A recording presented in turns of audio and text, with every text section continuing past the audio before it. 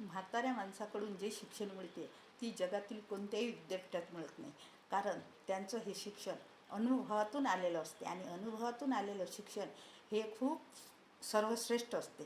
कारण ते अनुभवातून आलेलं असते, ते थेअरीचं नाही, प्रॅक्टिकली असते. तर अशाच एक आजी भेटल्या आणि त्यांनी मुलाच्या काळात आणि नवऱ्याच्या काळात काय फरक आहे हे एकदम सुंदर शब्दात वर्णन केलं. पा काय म्हणतात आजी. आजी म्हणाली, भरताराच्या राजी माझ्या कंबरला किल्ल्या, भरताराच्या राजी माझ्या कंबरला किल्ल्या, आणि पुतराच्या राजी रंगमहालाला झाल्या जप्त्या, आणि पुतराच्या राजी रंगमहालाला झाल्या जप्त्या. बरोबर आहे की नाही? मुलाच्या याच्यात सगळी चोरीच राहते ना. आजकाल तर जास्तीत जास्त तेच आहे. आणि नंतर म्हणतात त्या, भरताराच्या राजी अग केली सावकारी, भरताराच्या राजी अग केली सावकारी, आणि पुतराच्या राजी देण्या घेण्याची झाली चोरी, देण्या घेण्याची झाली चोरी.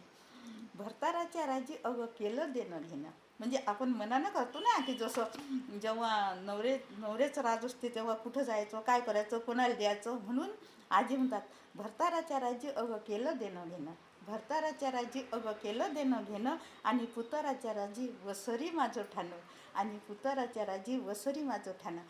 आता वराडी शब्द आहे वसरी. वसरी म्हणजे घराचा बाहेरचा भाग.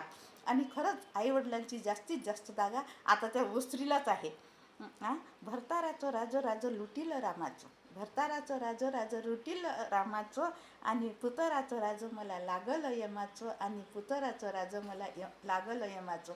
म्हणतात ते आजी म्हणते की माझ्या नवऱ्याचं रामाचं राज्य होतं, आणि पोराचं राज्य म्हणजे मला यमाचं आहे.